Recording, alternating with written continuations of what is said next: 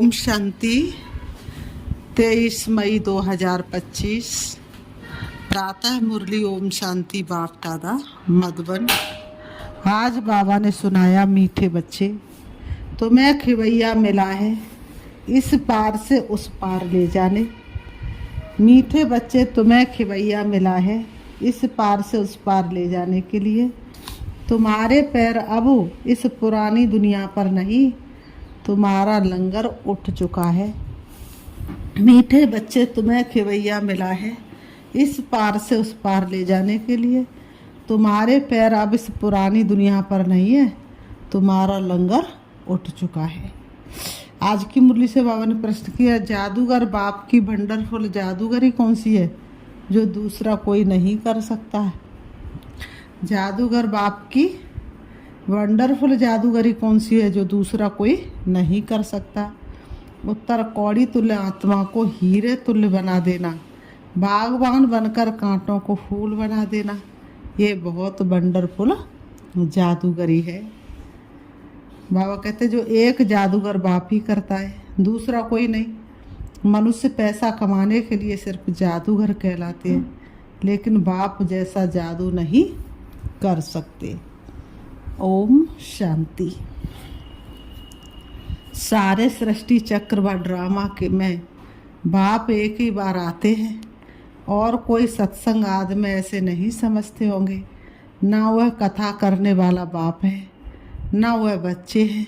वह तो वास्तव में फॉलोअर्स भी नहीं है। यहाँ तो तुम बच्चे भी हो, स्टूडेंट भी हो और फॉलोअर्स भी हो। बाप बच्चों को साथ में ले जाएंगे।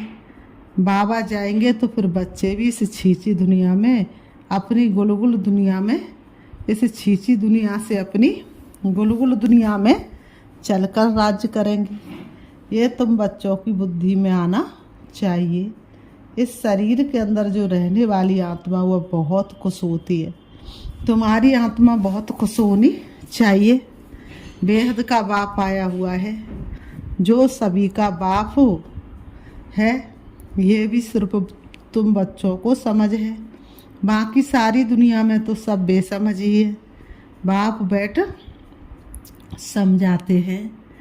रावण ने तुमको कितना बेसमझ बना दिया है, बाप आकर समझदार बनाते हैं। सारे विश्व पर राज्य करने लायक इतना समझदार बनाते हैं। ये स्टूडेंट लाइफ भी एक ही बार होती है, जबकि भगवान आकर पढ़ाते हैं। तुम्हारी बुद्धि में ये है, बाकी जो अपने धंधे धोरी आदि में फंसे हुए हैं बहुत रहते हैं, उनको कभी ये बुद्धि में आ ना सके कि भगवान पढ़ाते हैं। उन्हें तो अपना धंधा आदि भी ही याद रहता है। तो तुम बच्चे जबकि जानते हो भगवान हमको पढ़ाते हैं, तो कितना हर्षित रहना चाहिए।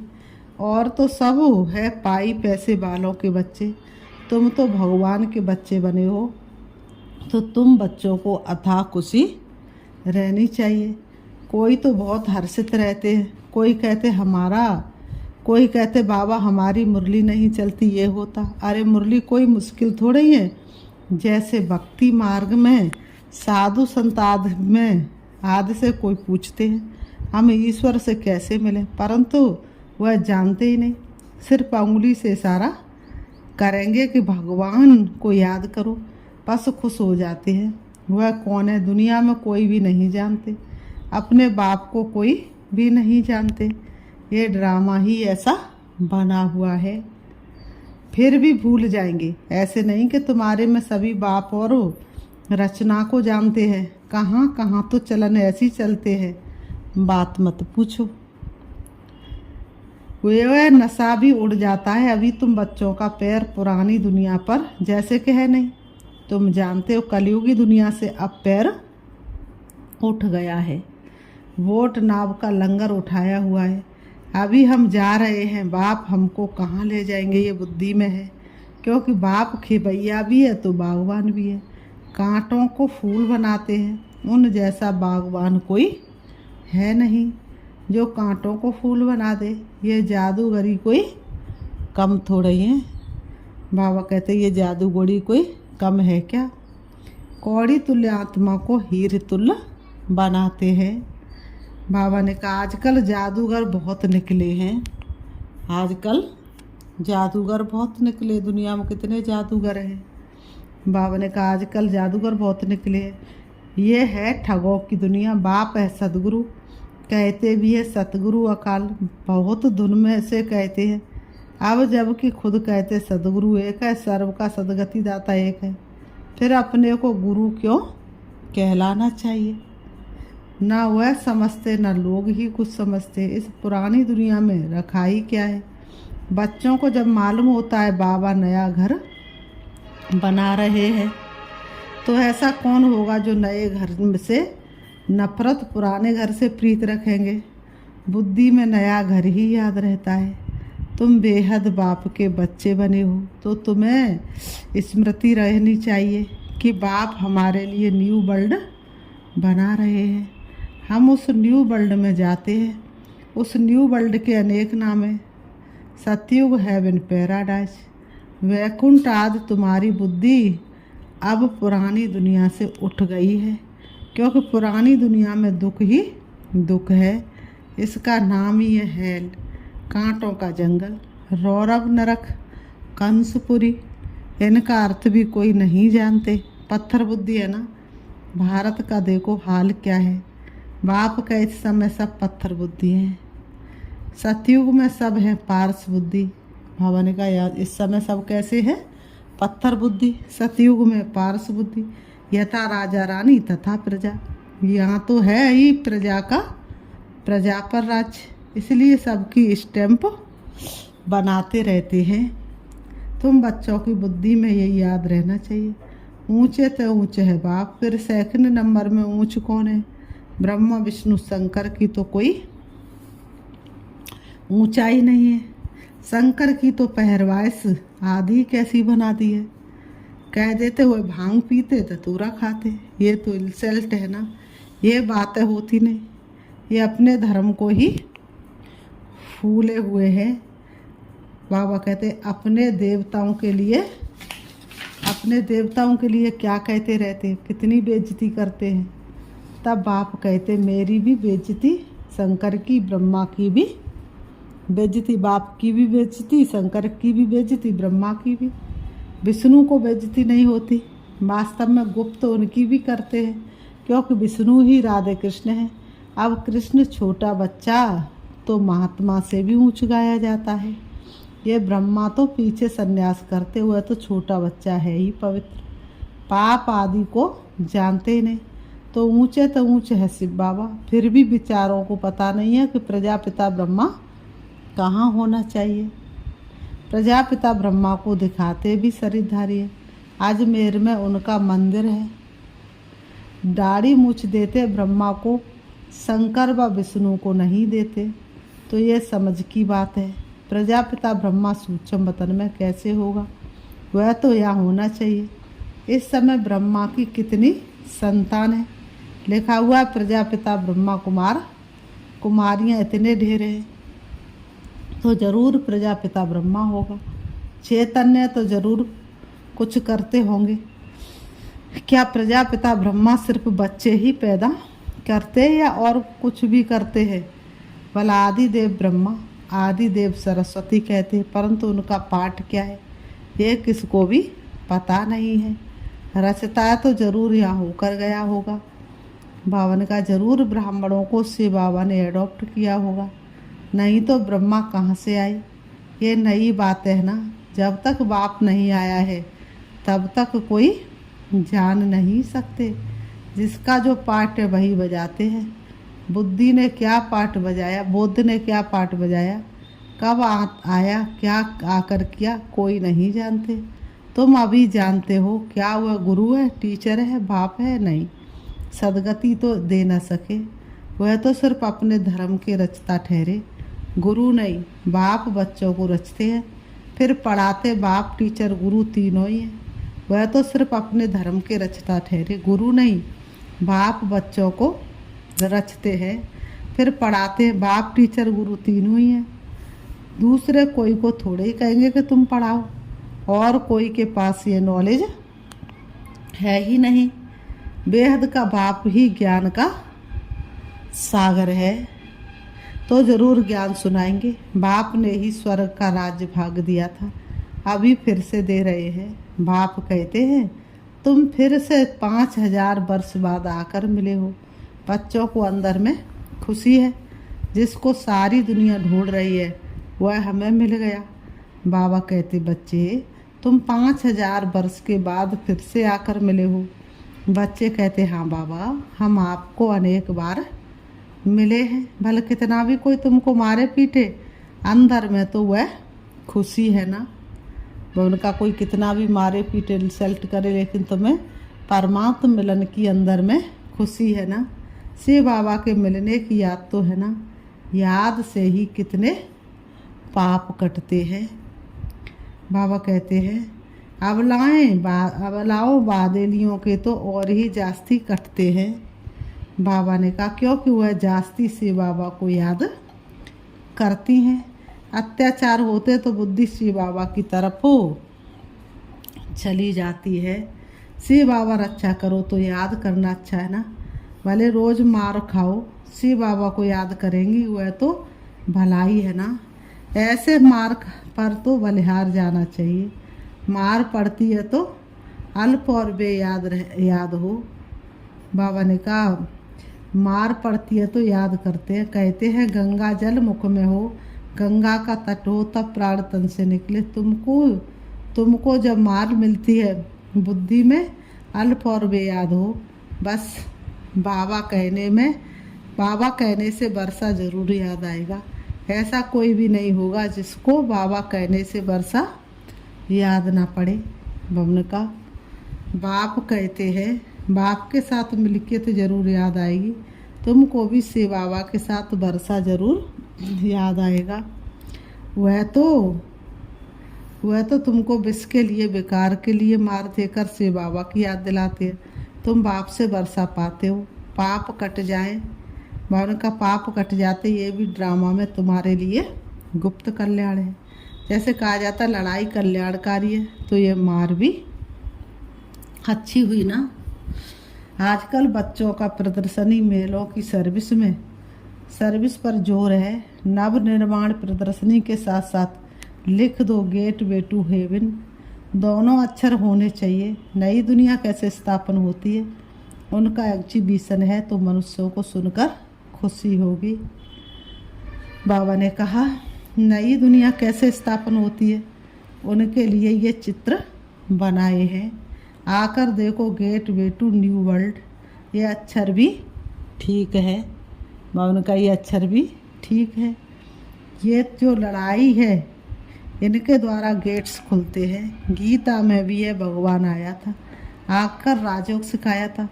मनुष्य से देवता बनाया तो ज़रूर नई दुनिया स्थापन हुई होगी। मनुष्य कितना कोशिश करते मून चांद में जाने की, देखते हैं धरती ही धरती है। मनुष्य कुछ भी देखने में नहीं आते। इतना सुनाते इससे फ़ायदा ही क्या। अभी तुम रियल साइलेंस में जाते हो ना।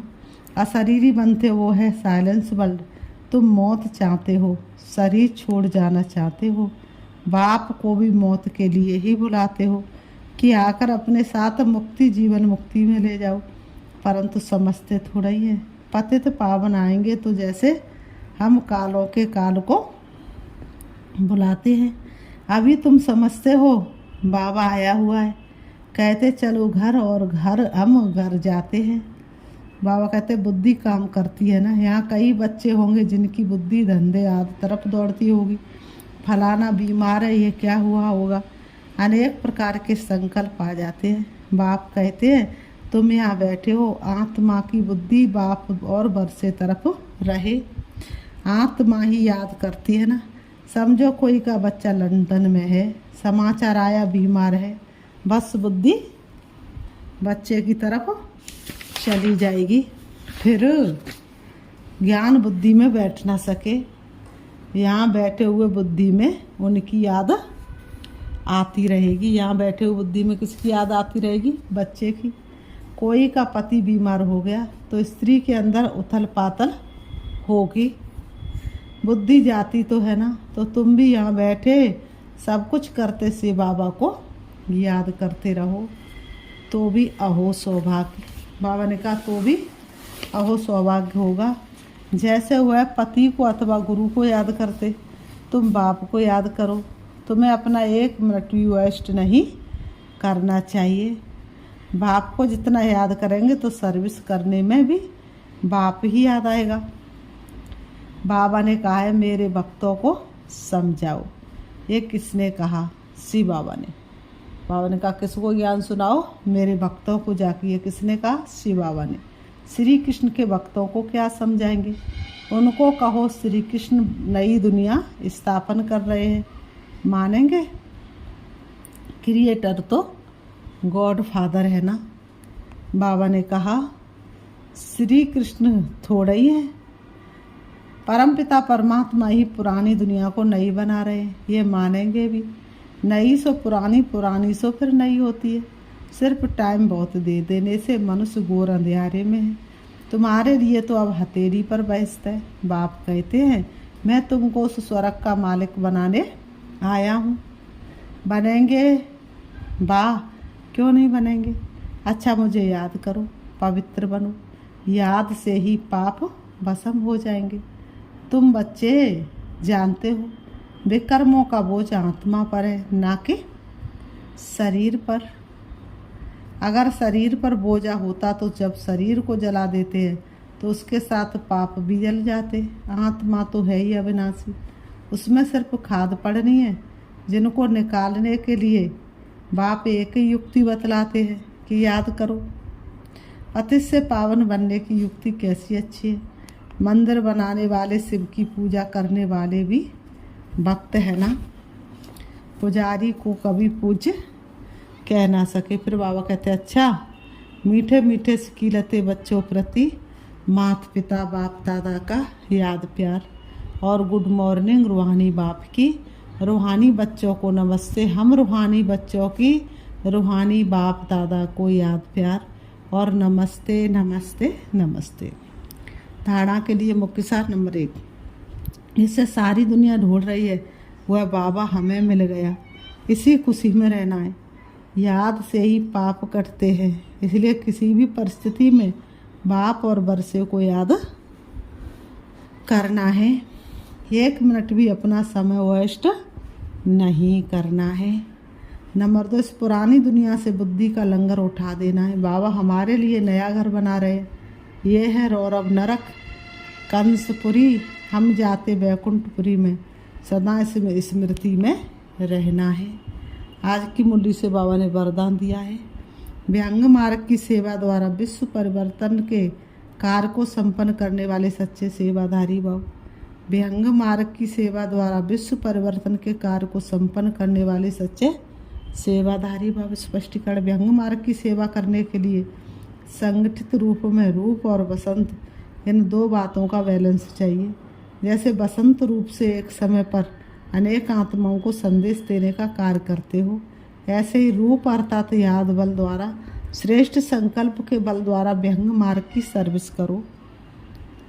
बाबा ने कहा इसकी भी इन्वेंशन अर्थ निकालो।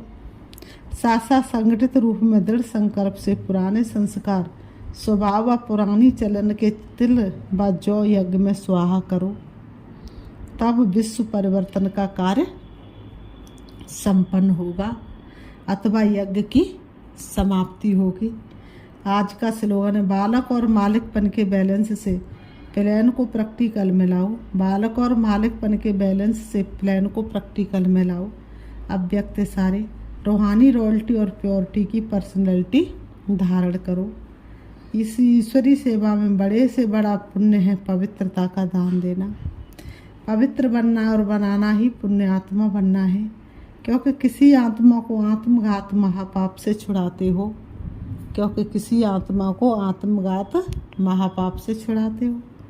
अपवित्रता आत्मघात है, पवित्रता जियदान है। किसका दुख लेकर सुख देना, यही सबसे बड़े से बड़ा पुण्य का काम है। बाबा ने कहा किसका दुख लेकर सुख देना, यही सबसे बड़े से बड़ा पुण्य का काम है। ऐसे पुण्य करते करते पुण्य आत्मा बन जाएंगे। अच्छा, ओम शांति।